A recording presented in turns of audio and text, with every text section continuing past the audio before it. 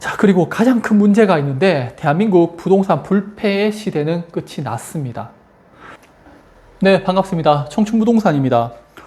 올해 서울 부동산이 우리나라 부동산 시장을 이끌고 있죠. 그런데 하반기 들어서 대출 제한을 하면서 지금 서울 부동산도 그렇게 좋은 모습은 아닙니다. 제 친구 중에 K은행 다니는 친구가 있어요. 그런데 자기 은행에서 대출이 안 나와가지고 SC제일은행에서 대출을 받았다고 합니다. 그만큼 은행들 입장에서도 대출 좀 제한이 강하게 걸려 있어요. 특히 오늘 이야기할 거는 분양권 투자를 하셨던 분들인데 이게 입주 시점이 다가오면서 최근에 잔금 납부 못 해가지고 지연이자 나오게 되잖아요. 금리가 10에서 한 12% 정도 됩니다. 이게 엄청나죠. 저 같은 서민들은 못 내요. 그러면은 우리가 다시 한번 생각해 볼 수가 있는 게 처음에 분양권이 저렴했다면은 지금 이렇게 마이너스 P로 던질 이유가 없겠죠. 그렇다면 건설사들은 높은 가격에 팔려고 했고 투자자들은 높은 가격에 잡았고 입주 시점이 다가오니까 판매가 안 되는 거죠. 그래서 마이너스 P로 던진다라고 보실 수가 있습니다. 오늘 핵심적으로 이야기할 아파트는 신설동역 자이르네를 볼 건데 지금 마이너스 P 1억 6,900만 원까지 나와 있어요. 서울 아파트에서 최근에 마이너스 프리미엄이 나온다. 좀 생소하죠. 입지를 보면은 엄청 좋습니다. 트리플 역세권이에요. 교통 편리하죠.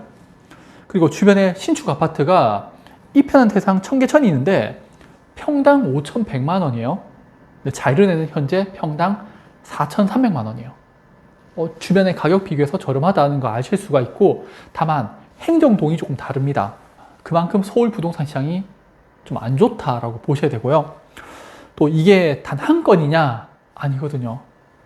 마이너스 프리미엄 1억 원이 넘는 물량이 제법 나와 있습니다. 그래서 서울에 아파트 필요하시면 네, 여기 사셔도 괜찮을 것 같아요. 제가 유튜브 하면서 선생님들께 늘 말씀드리는 게 입지가 정말 좋거나 또는 가격 저렴한 거 매수하라고 말씀을 드리고 있죠. 솔직히 말씀드려가지고 여기는 지금 자금의 여유가 있으신 분들은 아마 매수를 할 거예요. 트리플 역세권이고 프리미엄이 1억 원 넘게 붙어 있기 때문에 충분히 매수해 볼 만한 그런 자리입니다. 그렇다고 투자를 권하는 건 아니에요. 네. 다만 제가 이야기하는 거는 지금 시장에서 분양가 정도로는 좀 팔리지 않는다는 거죠. 과거에 시장이 좀 좋을 때는 높은 고분양가가 팔렸고 아파트 가격이 계속 오르면서 투자자들도 수익을 냈었는데 이제는 잘못 들어가면은 물리거나 손실 보고 빠져나와야 되는 거예요. 자, 왜냐하면은 서울 아파트 매물이 계속 증가하고 있죠. 생각해 보세요. 서울 아파트 가격이 계속 상승한다. 앞으로 더 올라갈 것 같은데 사람들이 판다고 내놓는다? 뭔가 앞뒤가 안 맞죠. 오른다고 생각되면은 물건을 걷어들이고 안 팔아야 되는데 지금 팔려고 계속 내놓는단 말이에요. 그러면은 주택 보유자들의 생각을 좀 엿볼 수가 있죠. 금리가 계속 오르고 세금이 많아지니까 보유세, 우리가 보유했을 때 내는 비용들이 많아지게 되는 겁니다.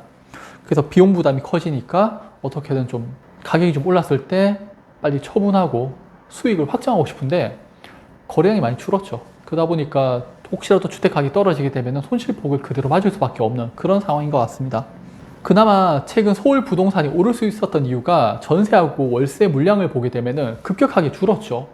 근데 최근에 대출 제한하면서 전세 월세 물량이 조금씩 다시 증가를 하고 있습니다.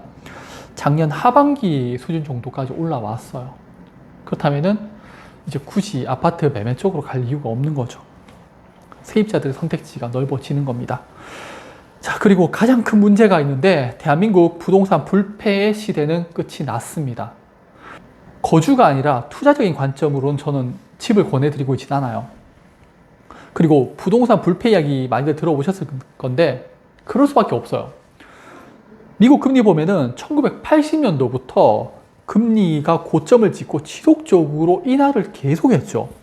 그러다가 2001년에 IT 버블 터지면서 또 금리 내리고 또 좀 오르니까 2008년에 서브프라임 터지면서 또 금리 제로금리로 만들고 양적 완화하고 돈 풀어버리고 그러니까 돈이 계속 풀리니까 부동산이 올라갈 수밖에 없는 거였어요. 그런데 이제는 미국이 돈을 푸는 시대를 끝내버렸죠. 고금리 시대로 들어가게 되고 전 세계에서 미국만 잘 사는 시대. 그러다 보니까 미국만 금리를 인상할 수가 있겠죠. 그럼 주변 국가들 다 주고 나가는 겁니다. 파월은 이제 또 뭐 금리 인하에 대해서 속도 조절 이야기를 했고 트럼프는 대통령 취임하면은 관세 정책하게 되고, 다른 국가들 중국하고 멕시코는 보복 관세 하겠다고 이야기를 했죠. 관세를 부과하게 되면은 또다시 인플레이션이 발생하게 되고, 그러면 금리를 올릴 수밖에 없는 그런 상황입니다. 저는 이제 고금리 시대가 열렸다고 봐요. 과거 미국이 돈을 풀어주던 그런 시대는 끝났다고 보는 겁니다. 이번에 부동산이 오르니까 다시 영끌족들이 나타나서 아파트 매수하고 있는데, 이자 비용 지불할 능력이 안 되죠. 몇 년 전에 금리 2% 할 때 10억 대출 받게 되면은 1년에 2천만 원 정도 이자 비용을 지불했었죠. 근데 최근에 한 4에서 5% 정도 하잖아요. 고소득자의 연봉 수준을 이자 비용으로 지불해야 되는 거예요. 일반인들 못 내죠. 그래서 지연 이자 내게 되면 또 10에서 12%까지 급등한단 말이에요. 결국에는 자금이 없는 사람들은 이제 경매로 계속적으로 나오는 거고요. 또 서울에 대출 제한 걸리니까 아파트 거래량이 7월 달에 8,800건에서 9월 달에 3,000건으로 확 줄어버리죠. 대출 해주니까 아파트를 사는 거지, 대출이 없다면은 실질적으로 아파트를 살 수 있는 사람들이 급격히 줄어든다는 겁니다. 지금부터 계속적으로 고금리 시대예요. 그러면은 가계부채 문제가 발생할 수밖에 없고 외환위기보다 더 심각한 상황을 맞이할 거라고 생각됩니다. 그래서 대충 투자는 하지 말라, 그리고 대출 관련해서 좀 관리를 잘해라고 말씀을 드리는 겁니다. 또 서울 부동산의 정체가 이제는 수도권까지 넘어서고 있죠. 경기는 그래도 선방하고 있는데 다른 지역들은 계속 부동산이 하락을 하고 있어요. 제가 여기에 대해서 평균의 함정이라고 말씀을 드렸었죠. 그런데 평균 자체가 계속적으로 하락을 하고 있습니다. 자, 이제 경기도 쪽을 좀 보게 되면요, 최근 기사에 가장 많이 나오고 있는 게 트리우스 광명이에요. 3,000세대 아파트 대단지로 마피가 한 5천만 원까지 나오고 있습니다. 저는 이거 보면서 대구에 비하면 아직 선방하는데 막 그 생각하고 있었거든요.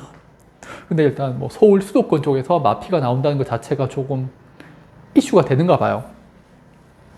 그리고 트리우스 광명 같은 경우에는 고분양가 논란이 있었고요. 결국에는 좀 비싸게 팔렸으니까 이제 입주 시기가 되니까 가격이 오르지 않는 거죠. 버티지 못하고. 그래서 좀 팔게 되는 그런 상황을 맞이하는 것 같고요. 서울 아파트 같은 경우에 또 마피 아파트가 또 있어요. 하나, 포레나, 미아 같은 경우에도 마이너스 프리미엄 5천만 원이 나와 있고요. 인천의 힐스테이트 레이크 송도 4차도 마피가 7천만 원까지 나와 있습니다. 정부에서 돈 풀어줄 때는 부동산이 막 이렇게 움직이다가 대출 제한해버리니까 못 버티는 분들 그냥 금매로 던질 수밖에 없는 거예요.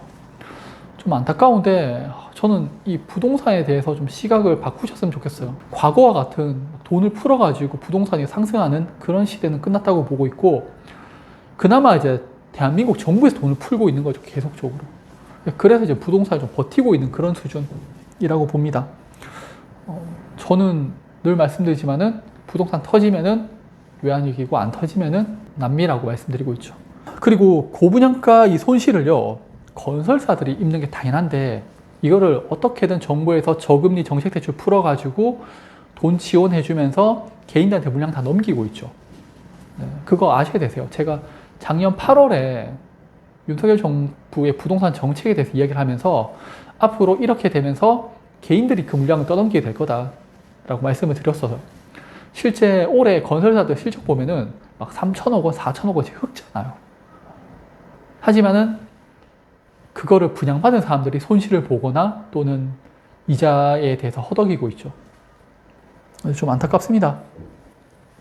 자, 그럼 정리하겠습니다. 서울 부동산 마피 등장은 좀 쇼킹했고요.